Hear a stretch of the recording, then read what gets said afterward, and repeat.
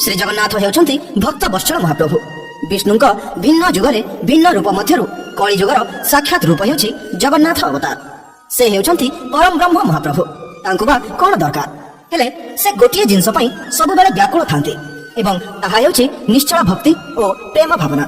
से सब बेले भक्त भावरे बंधा। आज आमे सुनिबा ठीक सेमिति एक विचित्र भक्त ओ भगवानंकर कथा। भक्त सालवेग किए काहीकि आज मध्य सालवेगଙ୍କ समाधि आगरे अटकी जाए नंदीघोष रथ।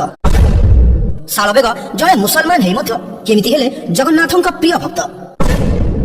आसंतु जानिबा संपूर्ण सत्यतार कहानी।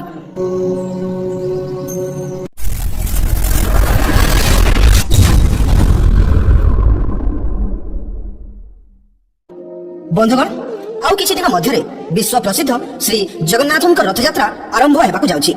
एही रथयात्रा रे महाप्रभु निजे श्री मंदिररु बाहर को आसी भक्तंकु दर्शन देइथांती।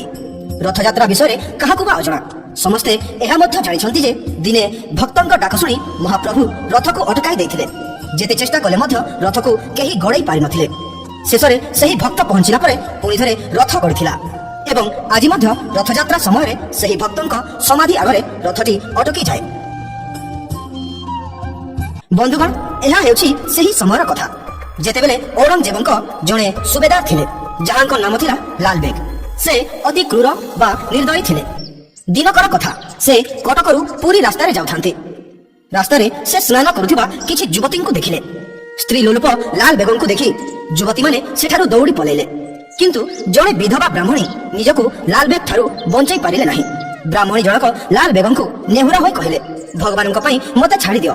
मु जणे बाल्य विवाहिता विधवा ब्राह्मणी अटे। मो प्रति एमिति अन्याय अत्याचार करंतु नाही।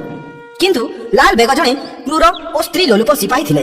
तांकर आगे दया और करुणार आशा करिबा व्यर्थ थिला। शेषरे लालबेग सही ब्राह्मणी को बलपूर्वक सेठारु उठै नै गले ओ तांको सहित विवाह कले।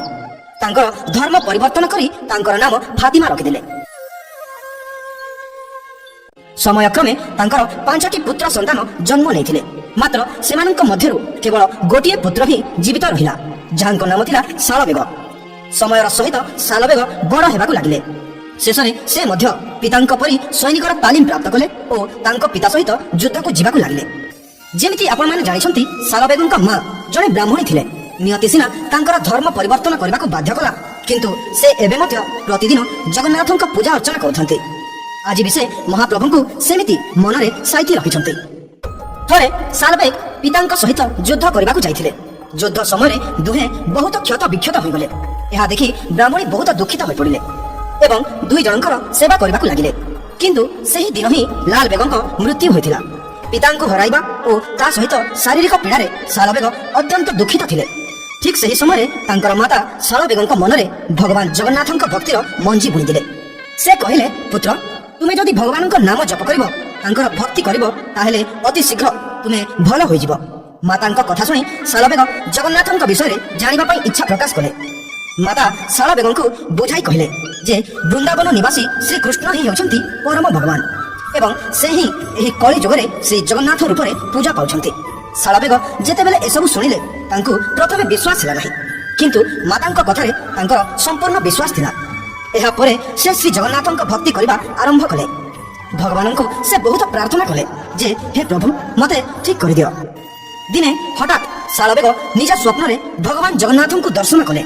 भगवान सालवेगंकु एक विभूति पात्र दे कहिले हे सालवेग जदि तुमे एही विभूति को निज शरीर रे लगाइबो ताहेले तुमे जल्दी ही ठीक हो जिवो। ठीक सही समय सालवेगंक निद्रा भांगी गला। सालवेग उठिकी देखिले जे सतरे तांको पाखरे एक विभूति पात्र रखा होइथिला। से संपूर्ण विभूति को तांको देहरे लगाई देले। तापरे से शीघ्र ही भलो हेबाकु लागिले। तांकर समस्त क्षत भरी गला ओ पीड़ा मध्य दूर होई गला। एही चमत्कार परे से भगवान को अशेष अशेष धन्यवाद जणाइले ओ भगवानଙ୍କ प्रति तांकर भक्ति आहुरी दृढ़ होई गला। सालवेग सही दिन ठारू सब बेले भगवानଙ୍କ जप करबा आरंभ करथिले। थरे तांको केही जण परामर्श देले जे से पुरी जाई श्री जगन्नाथଙ୍କ दर्शन करिवे। एहा सुनी से जगन्नाथଙ୍କ दर्शन अभिलाषे पुरी अभिमुखे यात्रा आरंभ कले। किंतु जेहेतु से जणे मुसलमान थिले मंदिर भीतर को प्रवेश करबा तांको निषेध थिला। सेथिपाई से पुरी रे रही भगवानଙ୍କ बाहर लीला ଯେମିତି ଚନ୍ଦନ ଯାତ୍ରା, ସ୍ନାନ ଯାତ୍ରା ଓ ରଥଯାତ୍ରାରେ ଭଗବାନଙ୍କ ଦର୍ଶନ କରୁଥିଲେ। ଭଗବାନଙ୍କ ଦର୍ଶନ କରି ସେ ନିଜକୁ ଧନ୍ୟ ମନେ କଲେ। କିଛି ବର୍ଷ ପରେ ସେ ଜାଣିବାକୁ ପାଇଲେ ଯେ ତାଙ୍କର ମାତାଙ୍କ ମଧ୍ୟ ଦେହାନ୍ତ ହୋଇଯାଇଛି। ଏହା ଶୁଣି ସେ ପୁଣି ଥରେ ବୃନ୍ଦାବନକୁ ଚାଲିଗଲେ ଓ ସେଠାରେ ରହି ଭଗବାନଙ୍କ ଭକ୍ତି କରୁଥିଲେ। ଏମିତି ହିଁ 1 ବର୍ଷ ବିତିଗଲା ଓ ପୁଣି ଥରେ ରଥଯାତ୍ରାର ସମୟ ଆସିଲା। ଶାଳବେଗ ଭଗବାନଙ୍କ ଦର୍ଶନ କରିବା ପାଇଁ ଇଚ୍ଛା ପ୍ରକାଶ କଲେ। ସେ ପୁରୀ ଅଭିମୁଖେ ତାଙ୍କର ଯାତ୍ରା ଆରମ୍ଭ କଲେ। କିନ୍ତୁ ସବୁଠୁ ବଡ଼ ଅସୁବିଧା ଏହା ଯେ ବୃନ୍ଦାବନ ଠାରୁ ପୁରୀର ଦୂରତା ବହୁତ ଅଧିକ ଥିଲା। ଆଉ ଏତେ ବାଟ ଅତିକ୍ରମ କରିବାକୁ ହେଲେ ସମୟ ମଧ୍ୟ ବହୁତ ଲାଗିବ। କିନ୍ତୁ ସେ ଭଗବାନଙ୍କୁ ପ୍ରାର୍ଥନା କରୁଥାନ୍ତି ଯେ ହେ ପ୍ରଭୁ, ଦୟାକରି ମୋତେ ଦର୍ଶନ ନ ଦେଇ ମନ୍ଦିର ଭିତରକୁ ଫେରିବେ ନାହିଁ। ଆଉ ଆପଣମାନେ ଭଲ ଭାବରେ ଜାଣିଛନ୍ତି ଯେ ଭଗବାନ ଜଗନ୍ନାଥ ହେଉଛନ୍ତି ଭକ୍ତ ବତ୍ସଳ ମହାପ୍ରଭୁ। ସେ କେମିତି ବା ତାଙ୍କର ଭକ୍ତଙ୍କ ଡାକ ଶୁଣିବେ ନାହିଁ। ସେ ଶାଳବେଗଙ୍କ ଡାକ ଶୁଣିଲେ ଓ ମନ୍ଦିରରୁ ବାହାରିଥିବା ରଥ ମଝି ରାସ୍ତାରେ ହିଁ ଅଟକି ଗଲା। ଏହା ଦେଖି ସମସ୍ତେ ଆଶ୍ଚର୍ଯ୍ୟ ହୋଇଗଲେ। ହଠାତ୍ କାହିଁକି ରଥ ଅଟକିଗଲା? ରାଜା ମଧ୍ୟ ବ୍ୟସ୍ତ ହୋଇପଡ଼ିଲେ। ରାଜା ହାତୀ ଘୋଡ଼ା ମଧ୍ୟ ଡାକିଲେ ରଥ ଟାଣିବା ପାଇଁ, କିନ୍ତୁ ସମସ୍ତ ପ୍ରୟାସ ବିଫଳ ହେଲା। କେହି ବି ରଥକୁ ଗଡ଼ାଇ ପାରିଲେ ନାହିଁ। ଏହା ପରେ ରାଜା ଭଗବାନଙ୍କୁ ପ୍ରାର୍ଥନା କରିବାକୁ ଲାଗିଲେ ଯେ ହେ ପ୍ରଭୁ, ମୋର କେଉଁ ଭୁଲ ହେଲା ଯେ ଆପଣଙ୍କ ରଥ ମଝିରେ ହିଁ ଅଟକି ଗଲା। ସେପଟେ ଶାଳବେଗ ଭାବୁଥାନ୍ତି ଯେ ଏବେ ଯାଏ ତ ରଥ ଟଣା ସରି ଯାଇଥିବ। କିନ୍ତୁ ଶାଳବେଗ ପୁରୀରେ ପହଞ୍ଚି ଦେଖିଲେ ଯେ ଭକ୍ତ ବତ୍ସଳ ମହାପ୍ରଭୁ ତାଙ୍କର ଭକ୍ତ ପାଇଁ ରଥକୁ ଅଟକାଇ ରଖିଛନ୍ତି। ଭଗବାନଙ୍କ ଏପରି ଲୀଳା ଦେଖି ଶାଳବେଗଙ୍କ ମନ ଆନନ୍ଦରେ ଫୁଲି ଉଠିଲା। ଭକ୍ତ ଶାଳବେଗ ଭଗବାନଙ୍କ ଦର୍ଶନ କରି ଯେତେବେଳେ ତାଙ୍କର ରଥ ଟାଣିବାକୁ ଲାଗିଲେ, ରଥ ପୁଣି ଥରେ ଗଡ଼ିବା ଆରମ୍ଭ ହେଲା। ଏହା ଦେଖି ସମସ୍ତେ ଭକ୍ତ ଶାଳବେଗଙ୍କ ଜୟକାର କଲେ।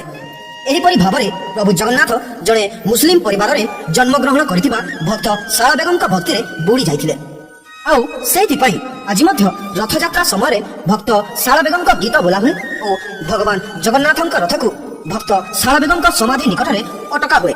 ଏହି କାହାଣୀରୁ ଏହା ପ୍ରସିଦ୍ଧ ହୁଏ ଯେ ଭଗବାନ ଭକ୍ତର ଜାତି ଧର୍ମ ଦେଖନ୍ତି ନାହିଁ, ସେ ଦେଖନ୍ତି ତ କେବଳ ମନର ଭକ୍ତି। ସତରେ ମହାପ୍ରଭୁ ଜଗନ୍ନାଥ ଭଗତ ଭାବରେ ବନ୍ଧା। ତ ଦର୍ଶକ ବନ୍ଧୁ, ଏହା ଥିଲା ମହାପ୍ରଭୁ ଜଗନ୍ନାଥ ଓ ଭକ୍ତ ଶାଳବେଗଙ୍କ ଏକ ସୁନ୍ଦର କାହାଣୀ।